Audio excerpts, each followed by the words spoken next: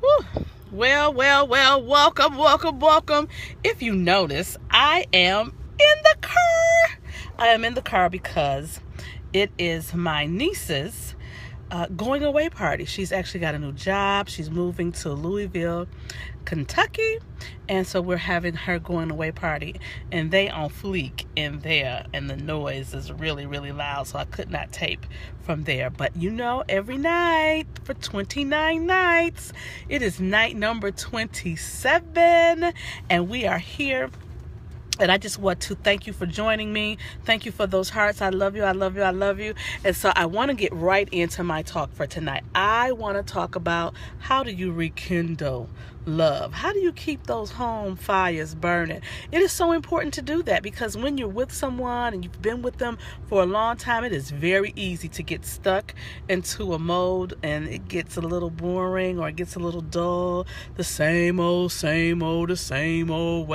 Well, I want to talk to you about how to keep that home fire burning and how to rekindle love. So the first thing is that you need to sleep together. And when I say sleep together, I don't mean knock boots, although knocking boots is good, but I want you to sleep together, to just rest together.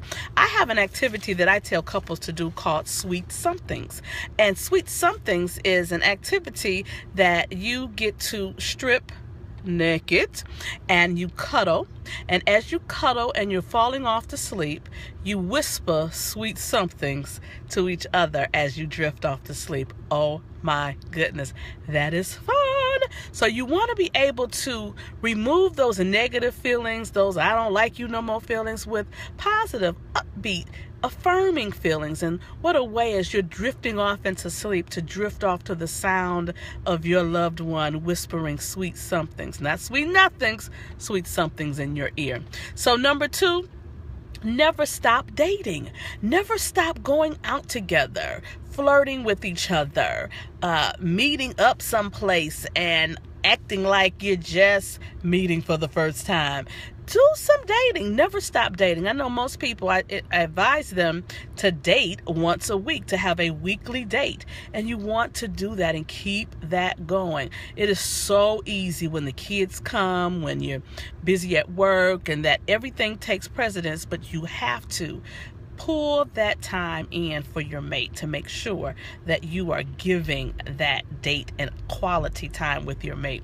Number 3, this is good. I talked about this before, but fight fair, because you're going to have conflict. You're going to have times where you disagree. Nobody walks together and agree on everything. We can look at the same exact show and see 2 totally different things, but learn how to fight fair. Make sure that when you are arguing or when you are in a disagreement, that you have some ground rules, that you don't call each other out your name, that you don't cuss at each other, that you don't raise your voice to the point that you can't hear, or you don't put your hands on each other.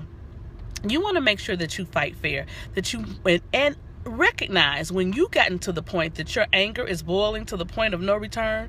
Know how to say, give me a moment, and come back when you've calmed down. Be able to say that and do that for yourself. That is so important in your relationship, that you don't let it go too far. Thank you for joining. Thank you. I see you. Thank you for joining, and thank you for inviting your followers. Oh my goodness, we are down to the wire. We are on day number 27. And then this next one, number 4, recharge your sex life. And when I say recharge your sex life, let me tell you something. Especially when you've been in a relationship for a long time. Hey, Sora Deborah. When you've been in a relationship for a long time, it is so easy to get down to doing the same old thing, the same old way. You need to liven it up. Do something a little different. Maybe go and change the scenery. Maybe do it in a different room of the house. But whatever it is, recharge and rekindle your sex life. And let me tell you something. You don't have to be just young, still getting it in. I have a mother who, one of my spiritual mothers, one of my other mothers, who is 90. And she used to tell me all the time that she in her 80s was still getting it in about once a week. And I told her, oh my goodness, you get it more than I do. Well, I'm single, so I'm not getting it at all. But I'm just saying, you need to make sure that you keep those home fires in the bedroom together. So I have a first lady who has a book. Her name is First Lady Lisa Hicks, and she has a book called The 25 Golden Rules, Things My Mother Never Told Me About Marriage. And one of the chapters is called A Headache Again? Really? And she says in that chapter, she starts out by saying, Sally Sue never has a headache. She always has her Tylenol. So you need to make sure that you, like Toy Banks of the Better Wife, Better Life says, assume the position. Get ready to get it in. So rekindle and recharge that sex life. And then number 5, create couple activities. Make sure that you're doing something as a couple, not just the work, not just the stuff you got to do for the kids, not just stuff you do for the family, but stuff that is just you and your mate. That's something that you do together, whether it's taking a class together, learning how to cook a meal together, going to Lowe's and take home improvement something together, but something that is a couple activity that while you're doing it, you can put your hands on each other. Oh yeah, that's fun. Then number 6 is to do bonding in various rooms of the house. So you can bond in the bathroom, as you're taking your shower. I remember back when I was married, I went to a hotel, and the hotel in the bathroom, it was all windowed. It was all, and so the shower was all clear, and so the room to the bathroom from our room was all clear, so I could lay in the bed and watch my husband take a shower. So you want to be able to bond in different rooms. So you can go to the kitchen and maybe do some cooking together, but do some things where you are bonding in different rooms. You may want to wash clothes together. Sit on top of the dryer while the dryer is going. Did I say that? Oh, yes, I did. I'm just saying bond in different rooms of the house. And then number 7, change the scenery. Get the scenery different. Don't always be in your house, in your room. Sometimes you might want to, in the same city, take a staycation and join and go to a hotel or bed and breakfast, or go up the place an hour away from the house and just pick a hotel and stay there. Do some things to change up the scenery. Maybe you are the type of person that like outdoors, that you can go camping and get it in the sleeping bag, but you want to do something different, something that you've never done before, because if you want something that you never had, you got to do something you've never done.